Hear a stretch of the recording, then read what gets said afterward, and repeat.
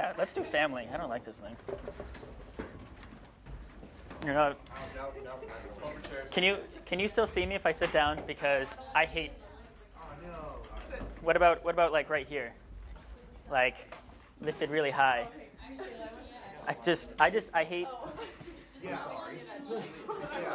Can you see me? So apparently I'm mic'd up as well. It's just in case I say anything like bad, they have some type of, you know. All right, ready? I left my phone. All right, so today was pre-production for Captiv8, but also kind of just for different videos in general. Don't worry, I won't talk about script writing really at all. If you want to hear about script writing, I'd love to chat. Talk to me any other time. Totally would love to chat about writing. Kind of start off with like a fun story. Back in high school, I was writing this this film I wanted to do called Black Cross. It was this action film type thing, and so my senior year of high school, it was like the beginning scene of the film took place in Afghanistan, and so I wanted to do it, and I, as a senior, did all this stuff. So I came up with this idea. I wrote the script. It's a horrible script, still is, despite the fact that I came back to it like 5 times. It's just, I actually put an ad on Craigslist for actors, and which is really creepy. So like I would get calls back in like high school, like during lunch, and it'd be like, "Hi, yes, I'm calling to inquire about this role that you have, you know," and I'd be like, "Yes, yeah, email me at nico1992@comcast.net." You know, it was so. Also, apparently, every girl that asked, she'd be like, "So is this porn?" Like, no, it's not porn. Just that's what you deal with Craigslist. Which don't look for actors on Craigslist. You get some creepy people. Anyway, and don't meet any of them in a dark alley. But so I got this actor from HAC, the Harrisburg Area Community College, and then a few other people. And then location, I'm like, well, I want to do this like a big thing like in Afghanistan. And since it's a lot of money to fly to Afghanistan, I was able to actually get a location at Fort Indiantown Gap, which is a military base, and we filmed on a $2.4 million training facility with a real Humvee, with real fake weapons, like their weapons that they train on, real uniforms and everything. And their training facility looks like a little town in Afghanistan. It has Arabic writing, like spray painted. The little street signs are in Arabic and everything. And then we filmed it came out horrible. We were filming with like a little mini DV camera at the time because that's all we had. And then we had like a kind of like the glide cam. So very similar to that is what we shot with, and it was fun and it was a learning experience. But I was impressed that just as a high schooler, as a senior in high school, I was able to do all that. And so even though the whole thing went to nowhere, it was really fun. But yeah, before I actually start going to like topics and stuff, like what do you guys want to know? Like I don't want to be like, all right, here's what we're going to talk about, and like what do you guys actually want to hear about? Whether it be for Captiv8 specifically, or like my assignments, like what's I don't know, anything. Besides the initial idea, where should we start pre-producing? Mm-hmm. Like, should we actually sit down and draw stuff out and storyboard it, or like Mm-hmm. what? Like once you have the idea, what's the next step? Yeah. Okay. I definitely can hit on that in here. Anything else? Anything specifics or anything? All right, good. Which makes it easier for me because then I can just ramble. Harder for you guys. So anyway, the hierarchy that I'm going to kind of hit for pre-production, especially just for Captiv8, is you want to first come up with an idea. You want to write your script. You want to build your crew. You want to have your actors, find your location, and your equipment. All right, and that's all what you should have done. The thing is, especially for Captiv8, you have 48 hours. which is not a long time. However, you have to understand that that 48 hours is when you hit play on your camera to finish editing. Right? That means that you should be able to, before that, actually have everything set up. Your location, your blocking, your actors, your script, how everything will go. I mean, you can film stuff, like test shots with your camera with different lightings and stuff. Have it all ready right before. So first with your topic, with short films, I have trouble because when I come up with like a short film idea, I come up with like a 2-hour film idea and try to whittle it down to 10 minutes, and it gets muddled. So if like you've seen anything that I've done, a lot of times that's I think what suffers is that, you know, it's some crazy idea or some, you know, crazy dramatic element to it, and then, you know, it's too forced and rushed and everything. So yeah, watch other short films, read books, really read books. If you want to write anything, definitely read other scripts, watch other films that have a very similar idea to what you have. You know, go to there's a website called Short of the Week. Garcia's probably talked about it, maybe. Look at those kind of films, and then look up like on Vimeo, like 48-hour films. You know, look at what people are able to do in 48 hours because it's actually a lot. But understand that you don't want to go too big. You know, try to keep it one location. I mean, like I said, that's my biggest problem is I try to think of all these locations and these crazy, you know, come up with just something very simple. You know, once you have that idea, then write a script. Right? Come up with some type of story with it, but write the script. It doesn't need to be anything, you know, like you're the one that's making it, so it's not like you're trying to sell it. You know, there's very specifics with what you have to put in a script to sell it. You don't need to be a great writer. You know, is just write your idea out in a script format. It doesn't even need to be, you know, in courier font with everything formatted the right way. As long as you guys have the idea and you're able to communicate it to your crew and your actors. Preferably, you want it to be structured the right way, but you know, don't get hindered on that and hooked up. And then when you have that idea, don't like because I'm going to talk from experience here. So I just had a meeting with Garcia earlier about my idea, and it was really funny because I sent him the script, and then he tore apart the idea. His biggest thing that he was telling me was like, it's too big, you know, bring it in, and then I'm like, but then if I bring it in, it's too similar to what I've done before, and so we pretty much just came up with this whole different idea, very similar to what we had before, but came up with a whole different idea, and it was just like I felt like I was killing my baby, like I loved it. I loved the idea because I love scenes and shots and stuff, but it's like it won't work, especially in 48 hours. So definitely, when you have this script and you have this idea, give it to people to read. I mean, that's the thing is that someone was saying how it's just like, oh, I can't write a story. I'm like, I don't think that I can write a story either. It's after coming up with an idea, having people read it, tear it apart, and then, you know, then I can somewhat come up with a formula that turns into something. But it's after people destroy my baby that it only becomes good. And that's I think a problem with a lot of scripts and short films is that it's like, oh, it's really small. I don't need to actually send it. You know, I think it's good. It's not much here, but definitely have people write it. People who you trust that are going to give you, you know, like the worst thing that someone can say is, yeah, it's good. You know, oh, is there anything? No. Those are the people that you don't want to give it to. You know, if they have nothing bad to say about your script or about your idea, you know, then don't give it to them. Same thing if they only have bad stuff to say, then they probably are just trying to be mean and jerks and make you cry. And then after you have that script, storyboard it. That's another big thing that I feel like a lot of people don't do is they storyboard it. Come up with your shots. They have. You wrote the script. You have an idea. Work with your crew. You know, if you're the writer, then work with the director. If you're both, then work with the DP. You know, if you're the DP, make sure you have a strong understanding with your director and understand like how you want to actually communicate the script.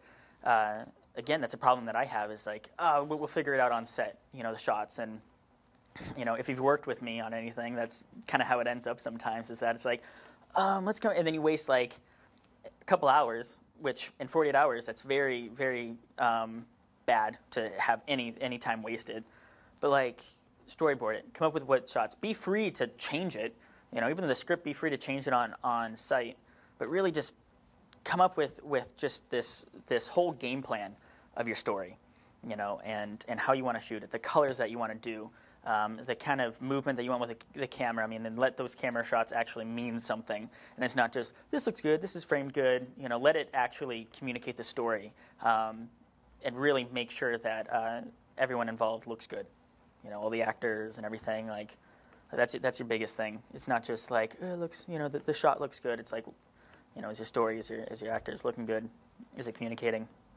And then after you have your story, and you kind of have a plan kind of laid out, then you want to make sure you have your crew set up. So make sure you have, you know, the key people. So the bare minimum that you should have is you have your writer, your director, your director of photography, your editor, your set designer, and your audio person. That's like the bare basics. And I think every one of those is like what the awards are for Captiv8. I think we're adding an audio award, and also an acting award, I believe.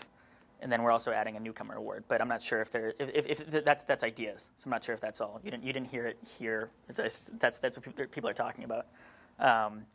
So what are each of those things? You know, you have your writer, you know, director. What does the director do?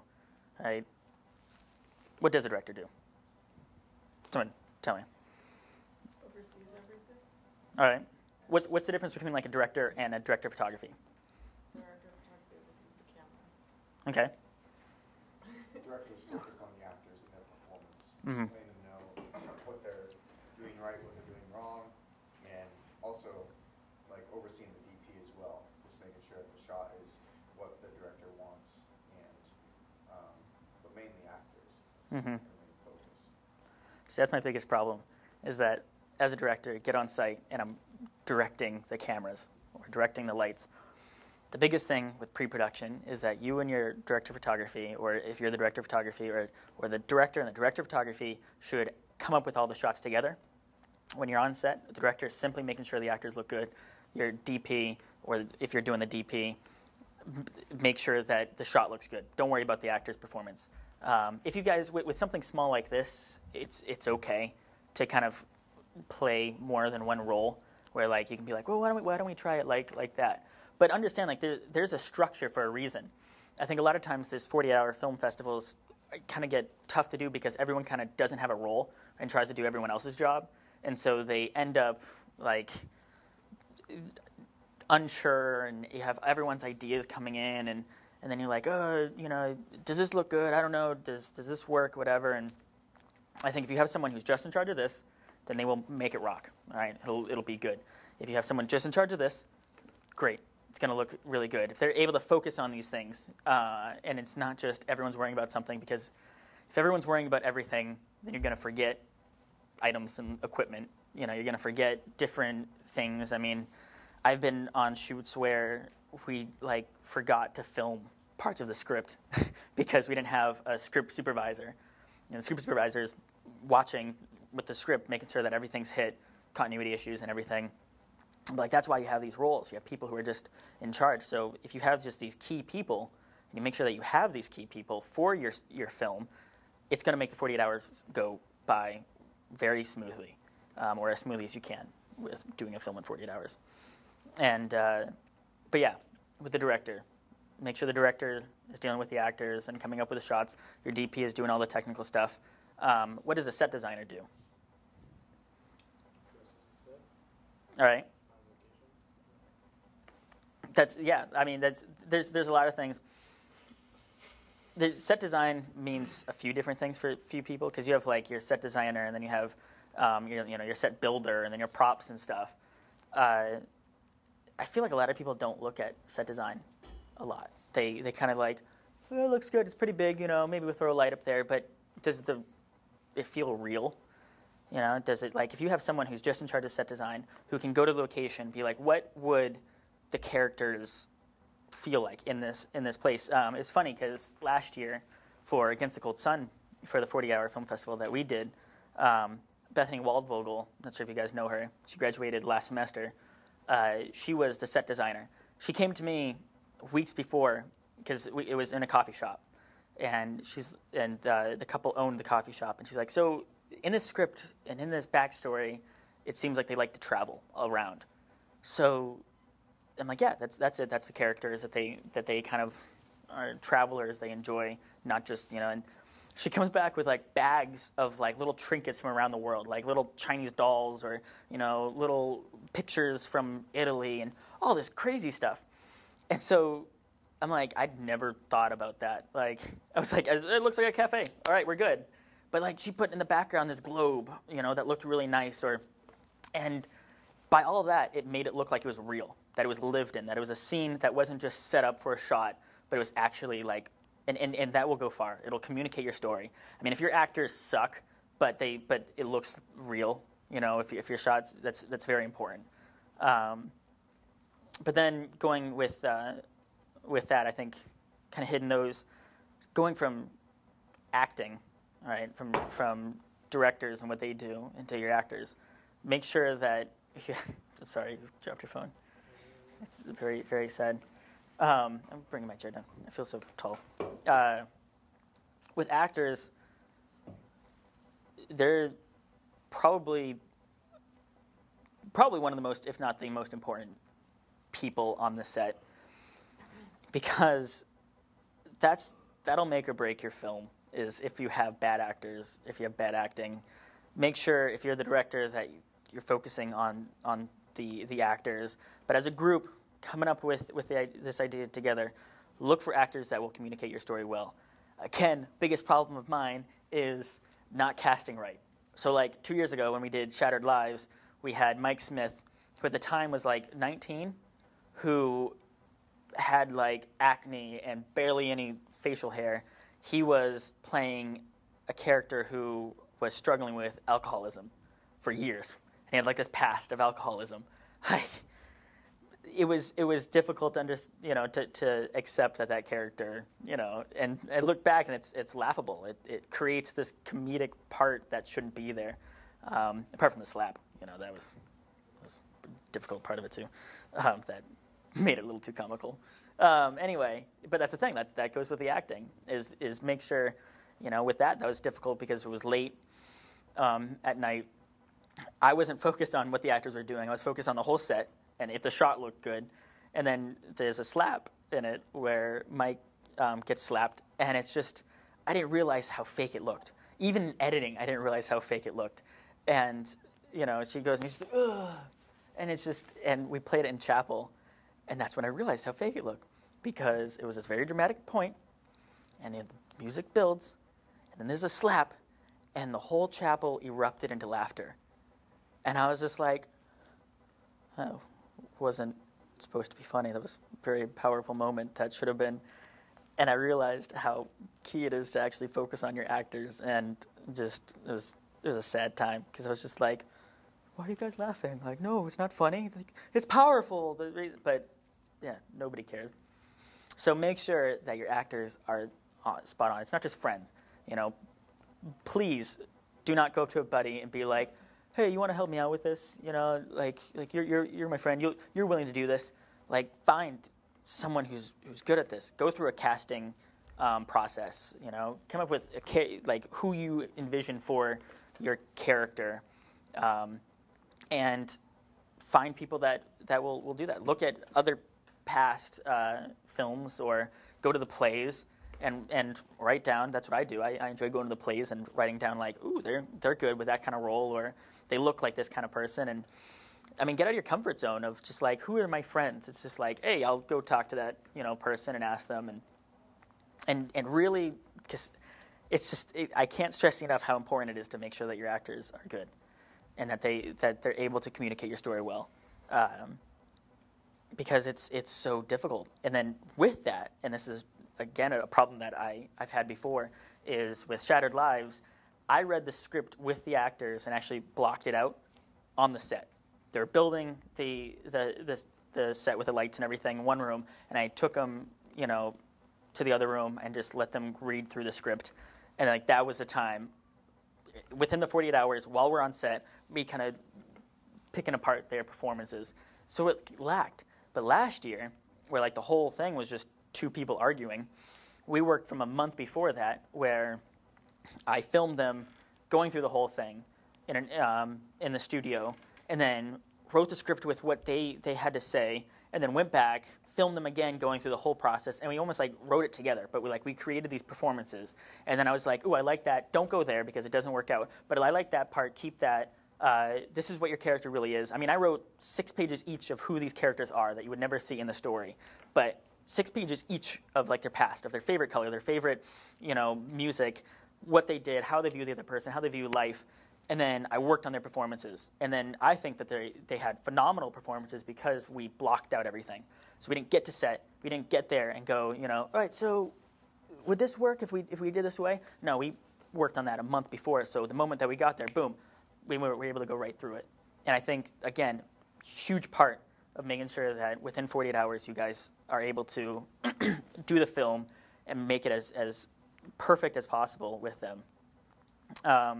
Second thing, or third thing here, my points, or 15, I don't know, is locations. If the story calls for being in a dorm room, film in a dorm room, but don't make it look like a Valley Forge dorm room. So here's the double-edged sword with this, is that your stories should be placed in the location that you wrote it as, right?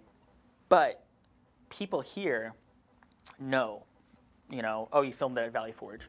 So try to make it look like it's not a Valley Forge dorm room if you need to film in a dorm room, but go off campus, find a location. I know that Callie's team last year, you guys filmed in Philly, right? Part of it was in Philly, Callie?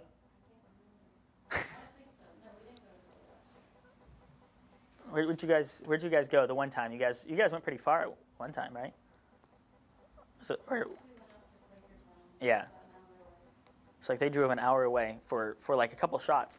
There wasn't much exterior shots, but they got that, and then at the house, because you filmed at here, right, for the house for a cost. That was that was the Dunkin' house. Yeah.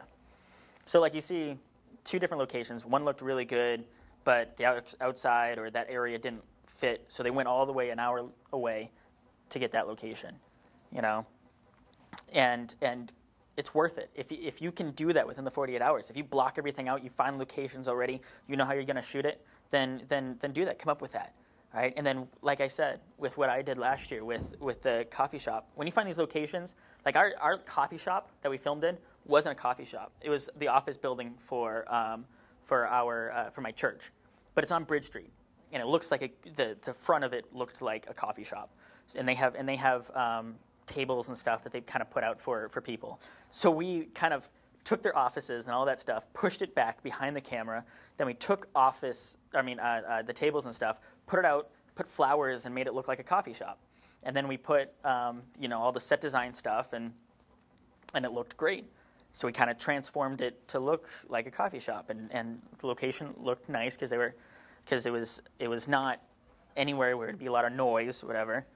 But like think about that. Like when you write your script, is it going to be something that's going to be impossible to get, or is it something that you can do, and is it going to look good? Don't just be like, oh, it kind of looks good, or it's a small room. What's going to actually give you some room. And then, of course, make sure that if there's any type of permits or permission that you have to get, beforehand, and you talk to them before. You don't want to, start filming outside in front of a place during that 48 hours, and then they come out, because that's happened before, too. It's just like, you can't film here. Just like, where else are we going to go, Because I did the one film, which I won't name, but it was about 2 people walking, and it was a romance movie. Months before, I wanted them to be walking around like a town, but I didn't want anyone to bother us. So we filmed at the Providence Town Center, where like the movie tavern is and everything, and it looks like a town, but it's controlled. So I actually called to make sure that it was okay, and they're like, yeah, it's fine. I talked to the business that we filmed at, the bookstore, talked to them, hey, it's okay to film there.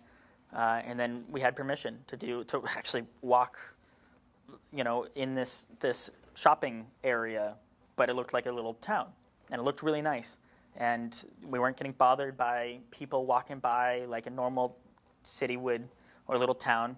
But yeah, get permission, call places. Don't be afraid to talk to someone. I know we just went out to the tattoo parlor for what was the It was for. that's right, my the green screen interview. Yeah. Yeah, so she actually called up this tattoo parlor and asked if she could film like the background of the tattoo parlor. And like I felt kind of scared, like I don't know, tattoo parlor, like is it going to be okay to film? But the guy was really cool. It was a fun little time.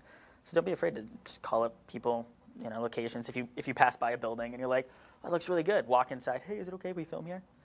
But yeah, and then equipment. So what do you need for it? Is it going to be something that you can shoot on a 60D? Or is it and without anything, or are you gonna have to get out the mini jib or something like that, or what's the equipment that you need? Test out stuff now. Don't think like, oh, okay, we'll use this kind of lens because it looks good. Is that gonna be what you'll need for the shoot? So like 50s look great. Very rarely can you ever go wrong with a 50 if you're doing something run and gun. But for a film, is it going to give you the look that you want? For the Steadicam, anytime, I love the Steadicam. I love the movement that it gives me. So it's like, all right, I want the Steadicam. I need something with probably a full frame, not something with like a crop. So probably the Mark III. I also want a lens that's wide enough for this location, and so we can see it all. So like start thinking about that. Like, how do you want to shoot it? Is it something that you want to do like with just sticks? Because you can make just on a tripod look really nice. Look at David Fincher. He does all his stuff, just locks it down. There was a film, if you get a chance, watch it. It's called Ida. It won Best Foreign Language Film. It's on Netflix. And just look at the cinematography. It's a bunch of wide shots, and it breaks every rule. It puts everyone in like a lower frame. Like everyone, instead of like the rule of thirds, where you have like the eye on the top frame, the top line, it puts like the eyes on the bottom line and creates this empty space. But it's like there was like no movement in the film. I can't remember too many shots that actually moved with like any type of crane or dolly. It was simply like this, and it might have followed a character, but it was like, so that's all you need. You don't need some giant jib to take with you. Think about that with your DP, or if you're the DP, think about that with your director. If you're doing something, if you're the set designer, come up with that. Hey, what's going to be in the shot? Do I need to build everything over here or if you're just shooting here, let's come up with that. Again, it quickens up that whole process on location. And then make sure, like, if you need to rent anything, make sure that you have it from here, or if you want to borrow it from some other place, like, come up with what you need for that. If you want, because I know for the Steadicam, I want to make sure that I have a follow focus, but we don't have a follow focus here, which means I need to go find a follow focus somewhere, and come up with that stuff now. Think about it. What will you need for the scene? Bring as much as little as you can, but it's still going to tell the story. Do you need every single lighting equipment in there? No. For last year, I had like 2, 3 lights maybe set up, like one of the ARRI kits, and we just set it up, and that was it. We used a lot of the natural lights that they had in the room, and things like that. Think about that now. When you go to the locations, what are you going to need? Is there a giant window? Because I just did a shoot where for a client where they're like, oh, we don't want to use this space because there's this giant window and we can't control the light. So we're going to go over to this office, like this boardroom type area. And I'm like, oh, but it's boring in here. There's nothing here. But the other one has texture and the wall looks like the old. And so then I brought the big reflector that we have, and I threw it in the window, and it blocked the whole window. And they're like, wow, we didn't even think about that. I'm like, yeah. Like, I was glad that I came earlier, saw that, was just like, I bet we can throw a reflector or something and block that window. And so things like that. Like, just think outside of the box. Come up with something. And like I said, make sure you practice everything before the shoot. Make sure you have everything down. Make sure everyone knows what they're doing, and everyone has fun. That's the biggest thing is it's fun. So I think that's pretty much everything that I have to say. I think at this point we're going to do some discussion and stuff. I think is Callie, are you gonna direct this, or just are we going to discussion? No. So I know a few of you were in Captiv8 last year. I want to hear from you guys because I know I didn't touch everything. I want to hear what you guys have to say, and then if there's any other questions for anyone involved. So yeah.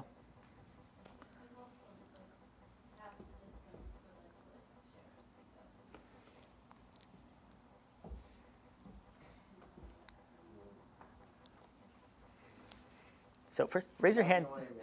Raise your hand if you were in Captiv8 before. So we have some people. I don't know. I guess for me, it was a little bit different dynamic last year. Because the previous year I was on Nico's team for Shower Labs, which was fun. But learned a lot, continued to learn a lot. And so last year, this is Matt Oliphant, and we did a film called Resist. And I don't know, I think our weakest point was our script, I think. It was just, I mean, it was nice because we all sat down like a month or two in advance, and like we had like our core team there and we wrote it together. So that was kind of cool that we all had a hand in the script, but at the same time I don't know, it like almost hindered it because we just had so many ideas coming. So I would say like I like the roles, having different roles, and so it's okay if only one person on the team writes the initial script, but like, I don't know, kind of back them, and read the script, tear it apart if you need to, but and make it better. But like, it's kind of hard to go from nothing and then have a team kind of, I don't know, make their way through, kind of struggling a lot. I think it would have been easier if someone had a set idea and then we came in and tore it apart and worked through it together again, rather than trying to do it from the very start. Because it just made it a lot, like the process was a lot longer. Just kind of going off of that, the one we did last year, Kayla and I, for Grant, like the whole like pre-production was kind of a mess. Like I was asked like 30 days before the thing started to come in because someone else dropped out. So like we were just starting our pre-production like 3 days before the event, and that was just complete atrocious. So many things were wrong. But yeah, and the other funny thing was we didn't like specify who was doing what, so we all kind of just like ran around doing everything just because we had the short time crunch. And I ended up directing when I was in the play during Hell Week, which was the play was opening the next day. So like during the last couple of hours, like I was in the play in the theater, like backstage. So like we didn't sit down and like plan everything out, who was doing what, and that really definitely hurt the show. Like we don't talk about it. But, yeah, that's another thing. Just letting people know who's in charge of what, and just having plenty of time beforehand to just run over issues, to figure out the set. For the script too, like we attacked a whiteboard. And, I mean, it helped a bit, but still, it's nowhere where it could be. And I mean, I know I still struggle with this, even like last year trying to do films. I would wait till the last minute, to come up with an idea. But I would say like, start getting your team together now, or if you feel like you're going to be the leader of the team, start writing down your idea now. Like, that way you do have time to pick it apart, you do have time to find those actors, because the more time you take, because I feel like at this school, we spend a lot of time going over the technical stuff, going over how to use a camera, how to move the camera, how to not move the camera, whatever. So I feel like we all have a pretty good sense on the technical side, but we don't get much of storytelling. So I think that's where a lot of us are going to, like, we need to step it up during this film festival as a storytelling, because I'm glad Garcia's here. I mean, I wish we could have Dan and Garcia. That would be the best of both worlds. but Garcia is bringing in like a whole new dynamic to this program, and like he's actually teaching us storytelling, which is awesome. So go talk to him, like talk to Nico, because Nico's been talking with him a lot, so he's got some great input and everything too. So talk to these guys who know it. That way you can up your game with the storytelling. So I know I definitely need to grow in that area. So make sure you have a story and you're saying something, and then I'm sure we can say it right with our technical skills. And don't be afraid just because you're a freshman or a sophomore or a junior, you know, that you can't do. I mean, when we did the first Captiv8, I was a sophomore, Callie was a sophomore, you were a sophomore. You know, we did this stuff. Yeah, we weren't seniors. We weren't, you know. Create your own team. Even though you're a freshman or a junior, create your own team. You can do it. I mean, I was able to do the whole film and everything when I was a senior in high school.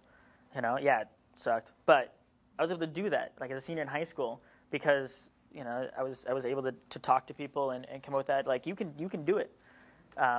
If you want to get the experience on someone else's set to see, you know, then definitely can. Okay, like okay, this is what a real set works, but don't be afraid to make your own team, make your own mistakes. I mean, you pretty much most of the stuff that you've heard here were mistakes, and you know those are fun. Making your own mistakes is fun because you learn, and they're your mistakes, and someone else can benefit. But learn from our mistakes, and with that, like when I came in as a freshman, there was no film anything, no film festival, no real. So when I wish that I was able to talk to seniors, but usually the seniors that did videos, it was usually like highlight videos or things for church and stuff, and like there was never anyone who like actually did sets, and actually very rarely did they ever include freshmen in anything that they did. So having this is really nice that we can talk like this because you know I don't feel like seniors are any better than freshmen. They just know a little bit more. They've just been through a few more classes, but it doesn't mean that they actually are in any way better or, you know, more likely to win awards just because they're seniors. So. I have a question. Like time spent on pre-production. I'm kind of trying to like guesstimate it in my mind. Do you think it's approximately? It's a lot of hours for both developing the script and planning everything else. And I kind of look at those as two separate things because like there's all the logistics and then there's the script. Do you think that's like about the same time for each? And do you think that like I don't know. Do you for each what? Like for planning the script and for like planning everything else. And how much should it be a team effort and how much should it be give one person these things to plan and give another person these things to plan and Yeah. who oversees it all and Every group is different. So for me, I wrote the script and then I had my team, you know, look at it, tear it apart. For Callie's group last year and the year before, they wrote the whole thing together. You know, they wrote the whole thing together. But you kind of see like it kind of got a little muddled up. Their script was solid. They won best script writing last year, but everyone was involved in the script. So it all depends on your group and what's better. If you have someone who's like, I can write, and everyone's else like, all right, go ahead, then definitely. But if you want everyone to get involved, just make sure you have a clear voice. yeah. Probably have one person who's your script writer who has the final say that you trust, because that's the worst thing. It's just like, no, let's add this character or this element, you know, and just like, well, no, but let's have a vote, you know, or you should just have someone who you trust who has like that voice. And then go with time. Again, it all depends. So like the current script that I have for Captiv8 now, I spent up until a couple weeks ago the whole semester, from the beginning of the semester to this. But I had a lot of different ideas, and I'm just very, I don't know, my mind is everywhere, and I wasn't sure what I wanted to do, and so, but that's not for everyone. Like when I finally actually had an idea and actually wrote, it took a couple days. it's funny because, again, I went to Garcia, had him tear it apart, and now I'm pretty much starting from square one.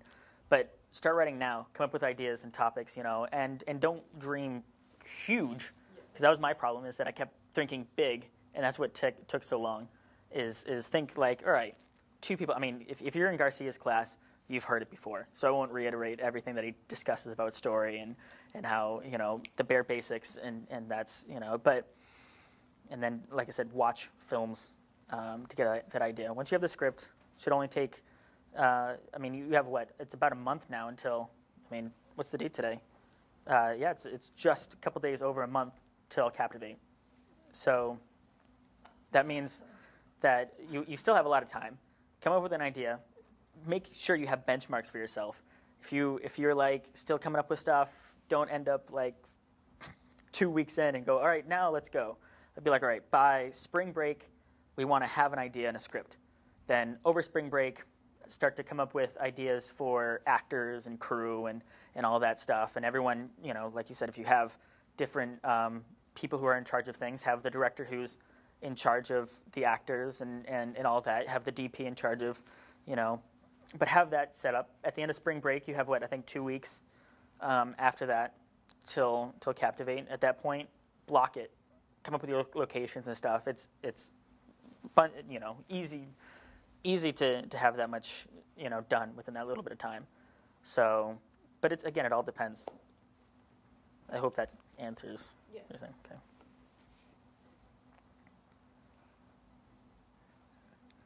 Anyone else want to add anything to that? That was in previous. I'll say, it's not a formula. Like, every team, when you get your team, you'll find that you mesh and vibe differently. So keep these things in mind, but don't hold them too strictly. Like, there's wiggle room in everything. So if you find that your team works better writing an entire script together, the way that we did with Jim, or if one person writes a script and then everybody loves it, do that. But don't think that this is like some perfect formula to winning Captiv8 or even just like making a fantastic film. There is like, it's gonna go terribly and it's also gonna go wonderfully. So just hold on to this. Mm-hmm. Okay. Anything else from anyone else? Any other questions? So there's a lot of more information though about production and post-production, which is just as important as pre-production. Pre-production is nice because it's going to take a lot more time, but Caleb next week is talking about production. Definitely hit that up. It would be really good. And then are you doing post? I'm doing post. Yeah, which that's where you actually make your story. So. That's when it becomes most stressful. Because 48 hours, and you have about 3 hours. Yeah, usually it's 48, and 40 of that is the production. You have eight hours to. Oh, shoot. Yeah. Do 2 hours ago. Oops.